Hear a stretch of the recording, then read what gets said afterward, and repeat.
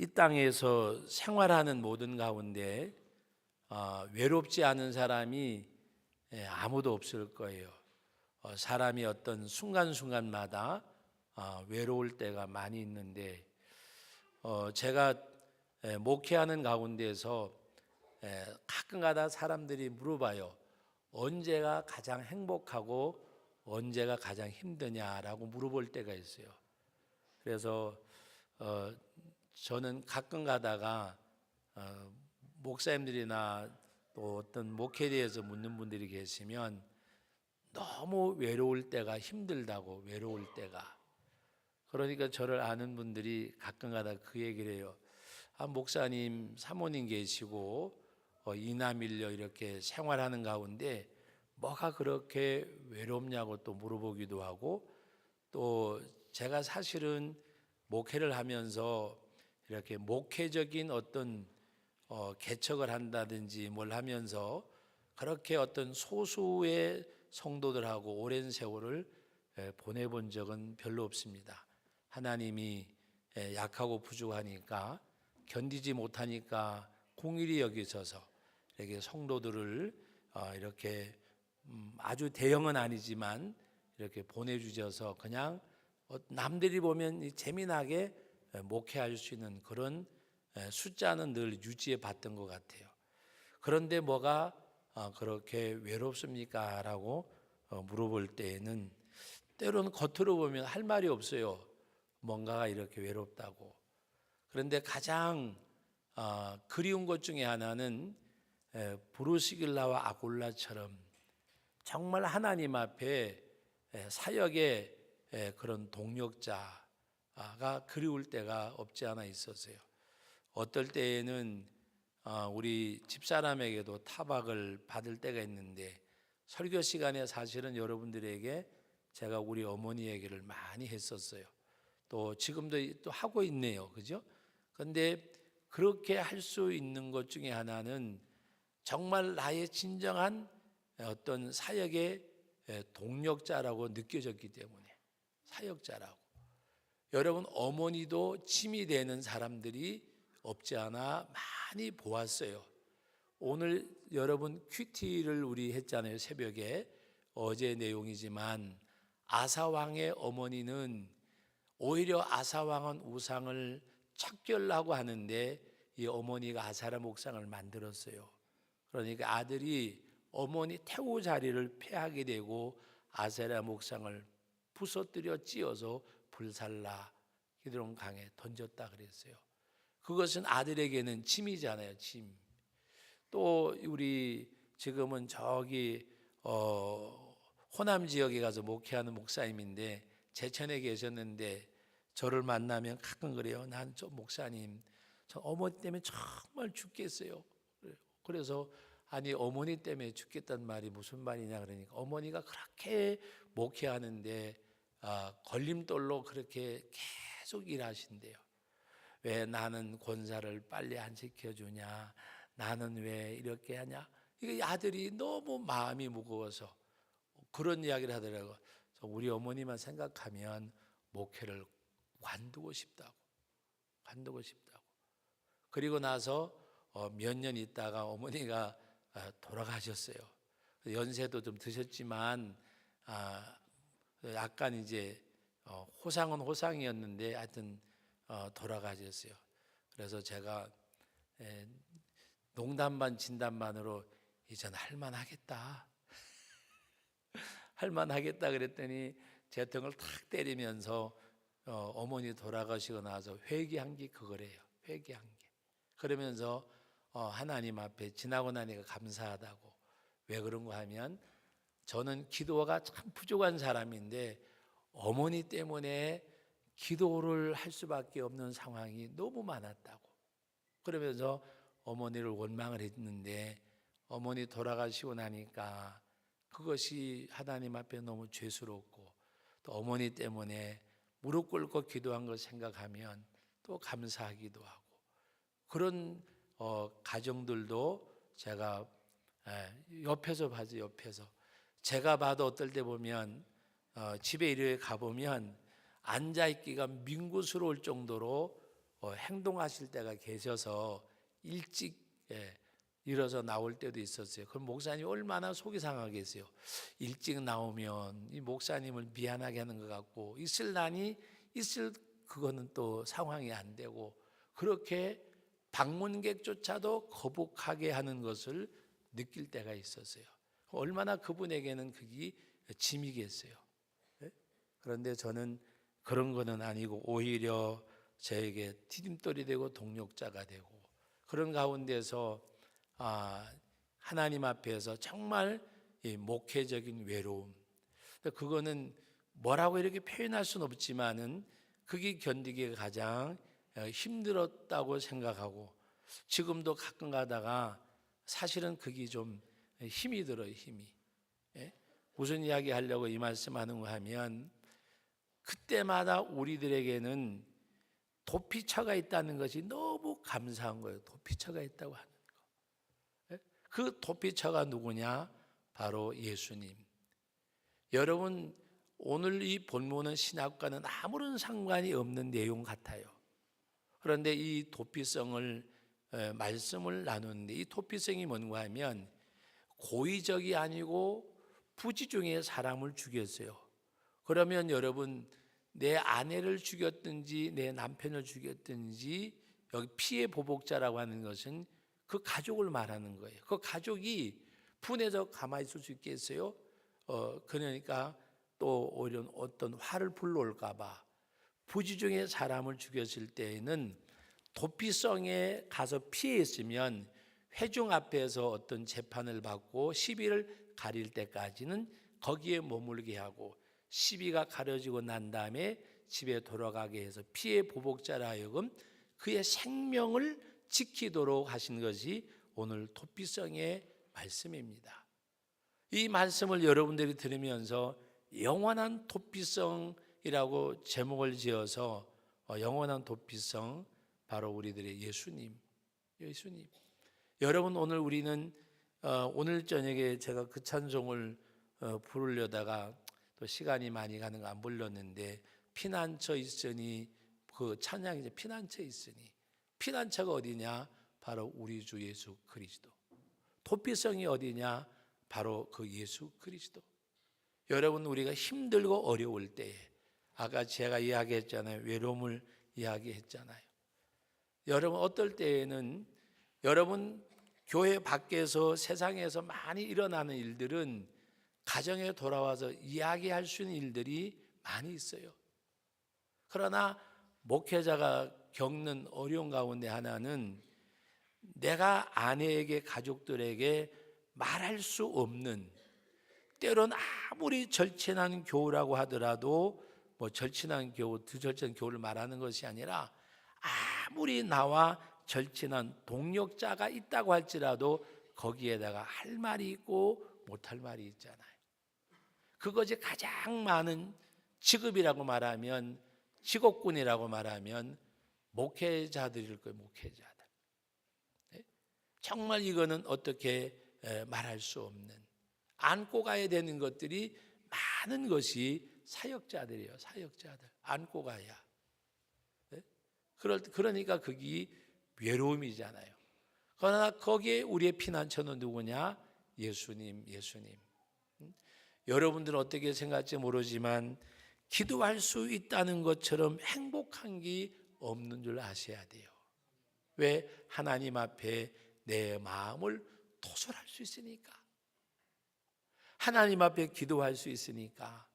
때로는 여러분들도 여러분 나름대로 힘들고 외롭고 고독하고, 어떨 때 보면 저 집사님은, 저 성도님은, 저 권사님은, 저 장로님은 정말 얼마나 힘들까, 그렇게 느껴질 때도 있어요. 정말 힘드시겠다. 그러나 저는 뭘 잘 이렇게 위로하는 방법을 잘 몰라요. 그러나 내 마음속으로는 갖고 하나님 앞에 내가 할 수 있는 것은 이거지, 기도하는 것밖에 없구나. 그렇다고 내가 위에서 기도해 드립니다, 뭐 그렇게 또 막 이렇게 할 수 없잖아요. 혼자 가슴앓이하고 그런 가운데 기도하고. 그리고 어떨 때에는 이겨내는 모습들을 보면 너무 대견하다 그러면 또 오해하지 말고 너무 대견해 보일 때가 있어요. 목회자니까 성도들을 보는 입장에서 정말 대견하다, 대단하다. 저 가운데서도, 저 어려운 가운데서도 저렇게 믿음을 지켜가니까 대견하다. 정말 고맙고 감사하다. 그런 고백을 하나님 앞에 드릴 때가 있어요.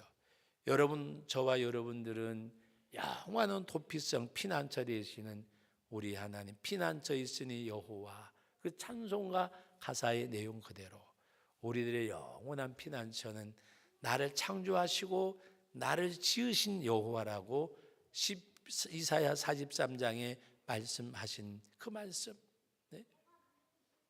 그 말씀이 오늘 우리들에게 있듯이 내가 너를 지명하여 택하여 불렀나니 그 아버지 하나님이, 그 주님이, 창조주께서 너는 내 것이라고 말씀하신 그 말씀이 우리의 피난처예요.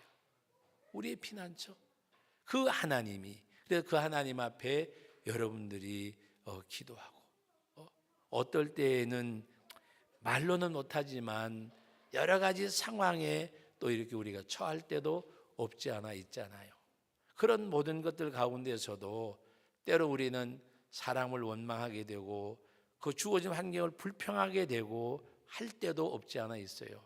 그러나 우리는 하나님 앞에서 감사하고 오히려 그 하나님을 나의 피난처로 삼고 그 하나님 앞에서 내 삶을 기쁘게 기꺼이 드릴 수 있는 그런 우리들. 그래서 하나님 앞에 정말 감사하며 나갈 수 있는 그 삶이 되어져야 돼요. 저는 어떤 목적을 가지고 한 것은 아닌데 다른 사람들이 볼 때에는 꽤 이렇게 그건 좋은 일이라고 생각은 별로 못했댔어요. 전에 있던 그 교회에 어르신들 가운데 이 산꼭대기에 사는 분들이 한 7가정인가 있었어요. 여러분 그냥 여기서 산꼭대기 그러면 묘향산이나 뭐 이렇게 생각할지 몰라요. 그런데 가보셨지만 여기 영호를 지나서 한백을 지나서 사북고환 태백 쪽으로 가면 이건 뭐 그냥 말이 산이지 이 뿅대라 그러나요? 이 비탈이라 그러나요? 하여튼 계단도 그냥 이렇게 뭐 한 90도는 조금 심한 표현이지만 하여튼 이 직각에 비슷한 계단을 올라가야 되는 그런 산중턱에 사는 분들이 계셨어요. 그래서 10월 말만 되면 3월 달까지 뗄 만한 연탄을 청년들과 함께 다 이렇게 올려다 주고 그리고 장작을 다 패가지고 또 이렇게 쌓아드리고 그것이 11월 한 중순까지 한 달 동안 사역 중에 하나였어요. 그 어르신들이 굉장히 기뻐하시잖아요. 그게 그냥 좋아서 이렇게 했는데 나중에 어떤 분이 그런 얘기를 해요. 왜 목사님 쓸데없는 일을 해가지고 우리를 이렇게 불편하게 하냐고. 그래서 저는 그게 뭔 소린가 잘 몰랐대요. 그랬는데 그 당시에 이제 합동 측 교회가 약간 위에 있고 통합 측 그 중앙교회가 약간 밑에 있었어요. 그런데 이제 거기도 산동네 사는 교인들이 있고 우리도 있고 그랬는데 그 교회 어떤 분들이 그랬대요. 저 고한 동신교회는 목사님이랑 청년들이랑 다 장작도 패주고 쌓아주고 연탄도 봄까지 뗄 거, 봄까지는 아니에요. 봄 될 때까지이지. 그런데 보태가지고 봄까지 뗄 거 다 해주는데 그래가지고 그걸 말한 분들이 계셨대요. 그러니까 저보고 왜 쓸데없는 걸 해가지고. 근데 제가 아무리 생각해봐도 쓸데없는 건 아니잖아요. 우리 성도들이 어르신들이 편하게 생활하고 해드린 건데. 그런데 그걸 가지고 이렇게 하는데 제가 그 생각을 해봤어요. 그 생각을. 얼마 전에도 우리 교회에 부목사님으로 계시다가 지금 우리 여기 시내에만 지금 2분이 계시잖아요. 그래서 이제 차량 운행하는 문제를 가지고 이야기하는 가운데 제가 그 이야기를 했어요. 이제 본인들이 새벽 예배 차량을 운행하잖아요. 그러면서 제가 했다가 새벽 운행 차량하는 게 좀 요새는 날씨도 힘들겠다 그랬더니 뭐라고 얘기하는가 하면 목사님 훈련이 잘 돼서 괜찮아요. 훈련이 잘 됐단 말은 우리 교회에 있을 때 나를 차 운전을 많이 시켰다는 말이잖아요. 그래서 제가 하는 말이 미안해. 새벽에 차량 운행을 하라 그래서 그랬더니 그것이 뭔가 얘기가 하면 그 당시에는 힘들었는데 막상 개척을 하고 목회를 하니까 새벽에 태우러 갈 수 있다는 교인이 있다는 게 너무 행복하더래요. 새벽 차량 운행하는 게 힘든 게 아니라 새벽에 차를 몰고 가서 태워올 수 있다는 교인이 너무 행복하더래요. 무슨 말씀인지 아시겠죠? 차량 운행하는 것이 좀 교회 있을 때는 힘들고 어려울 때가 있어서 조금 집사님들도 많고 교회도 큰데 왜 꼭 이걸 부교육자들이 해야 되나 그렇게 원망스러울 때도 없지 않아 있었다고 이야기하더라고요. 그러면서 그때 훈련을 잘 받았는데 뭐라고 이야기하는가 하면 지금은 태워올 수 있다는 교인이 있어서 너무 행복하고 그것이 또 하나의 신방이 된대요. 새벽기도 잘 나오던 분이 안 나오면 무슨 일인가 궁금하니까 새벽 예배 끝나고 운행 끝나고 난 다음에 또 전화하니까 신방도 되고 그러면서 전혀 지금은 너무 이렇게 이제 거기도 뭐 교인이 아주 작은 건 아니니까 할 수 있는 분들이 있지만 본인이 하면서 하는 것 중에 하나가 태워올 수 있다는 교인이 있다는 것 그것만 생각해도 감사하다고 이야기하더라고요. 그래서 제가 그 이야기를 들으면서 속으로 그래서 겉으로 그러면 나이가 많은데 이제 철이 드는구나. 이 목회적인 철이 드는 거예요. 목회적인 철이 드는 거. 여러분 우리가 하나님의 일을 할 때에 때로는 힘들고 어려울 때가 있어요. 그러나 일할 수 있다는 것은 건강하기 때문에 일할 수 있다고 하는 것은 일거리가 있기 때문에 그래서 제가 그랬어요. 생각이 너무 멋지다. 생각이 너무 멋지다. 그래가지고 그날 점심을 제가 사드렸다니까요. 여러분 무언가 하면 정말 얼마나 그 마음이 아름답잖아요. 힘든 것보다 내가 새벽에 일어나서 운전하고 가서 태워올 수 있는 교인이 있다는 거. 그러면서 하는 얘기가 그 얘기를 하더라고요. 제가 막상 담임 목회자가 돼 보니까 한 사람의 성도가 얼마나 귀한지 알게 되어졌노라고. 그 한 사람의 성도가. 그래서 그 한 사람을 태우러 갈 수 있다는 것이 너무 기쁘다고. 그래서 제가 이야기했어요. 청전 파출소 위에 있는 사람들은 쉬러 가기 힘들게 하지 말고 가까운 데 가라 그러라고. 그랬더니 태워와야지요 그러더라고요. 여러분 오늘 우리는 하나님 앞에 그 마음이 도피성이에요. 도피성. 주님이 도피성인 것처럼 우리 마음이 꼭 그 어떤 특정한 것만 도피성이 아니라 그게 도피성이잖아요. 도피성. 내가 태우는 게 힘든 것이 아니라 태울 수 있다는 교인이 있다는 거 감사한 것이 마음의 도피성이에요. 하나님의 일을 할 때에도 일할 수 있는 그것이 어떤 분이 저보고 그래요. 목사님 동서남북 왜 그렇게 바쁘게 하냐고 그러길래 가만히 내비도 이것도 몇 년 안 남았어. 솔직한 얘기잖아요. 제가 아무리 발바닥에 불이 나도록 분주하게 다닌다 그래도 내게는 정해진 시간이 있잖아요. 정해진 시간. 그래서 뭐 총회를 위하든 노회를 위하든 교회를 위하든 하나님이 나를 필요로 하는 데가 있다는 것조차가 감사한 거예요. 감사한 거. 가끔 가다가 집사람이 그래요. 너무 먼 거리 운전하고 왔다 갔다 하고 뭐 그냥 그렇게 막 이제 염려해서 얘기하는데 저한테는 잔소리로 들려요. 염려해서 이야기하잖아요. 그런데 제가 그랬어요.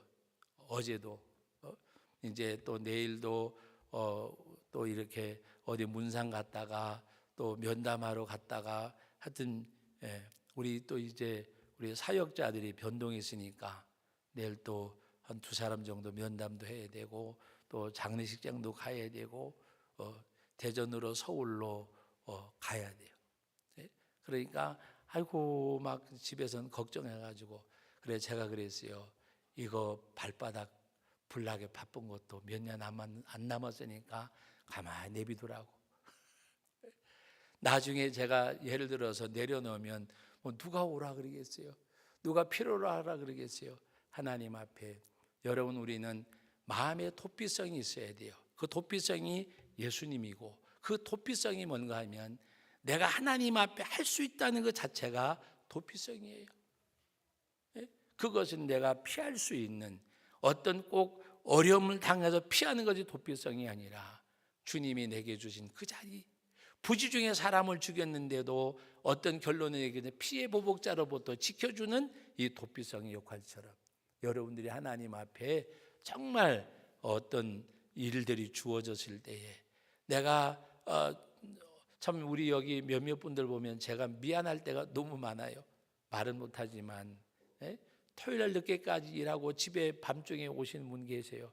또 주일날 일부 예배 와서 안내하고 일부 예배 드리고 또 아이들 섬기러 가요. 또 오늘 이렇게 늦게까지 저녁 예배 나오셨다가 또 내일 새벽이면 직장에 가야 돼요. 노는 날이 없어요.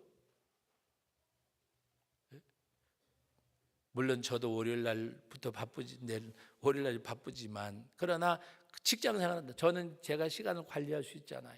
또 내리면 또 새벽이면 가셔야 되고 토요일날 밤늦게까지 오고 제가 대신 이 강단에서 미안하다고 생각하니까 위로를 받으세요. 그런 분들 보면 정말 미안해요. 그러나 목회자들은 월요일날 대부분이 특별한 일이 없으면 쉬잖아요. 우리는 사역자됨에도 불구하고 그러니까 우리 때로는 몇몇 성도님들은 그냥 주일날 토요일날까지 다 드리고 나면 언제 쉼이 있겠어요? 퇴근해서 외에는. 그러나 우리 그것이 하나님 앞에 도피성인 줄 알고 감사하십시다. 감사하십시다. 하나님의 일터가 우리는 도피성이에요. 하나님의 사역제가 우리는 도피성이에요. 주님이 우리에게 마련해 주신 사명, 그 은혜의 일을 우리가 감내해내는 거. 그래서 영원한 도피성 예수님. 여러분 우리는 예수님처럼 바울처럼 마지막에 부르짖는 소리가 그 음성 되어져야 돼요. 어떤 음성이에요? 엘리 엘리 라마 사박다니 아버지여 아버지 어찌하여 나를 버리시나이까. 여러분 십자가상의 그 예수님의 부르짖음은 죄인들을 위해서 내어준 대속의 죽음을 찬미하는 영적인 찬가라고 저는 이야기를 해요. 이 백성들을 위해서 나를 하나님이 내어주십니까? 라는 말이에요. 원망하는 거 아니에요. 불평하는 것 아니에요. 왜 그래요? 예수님께서 말씀하셨잖아요.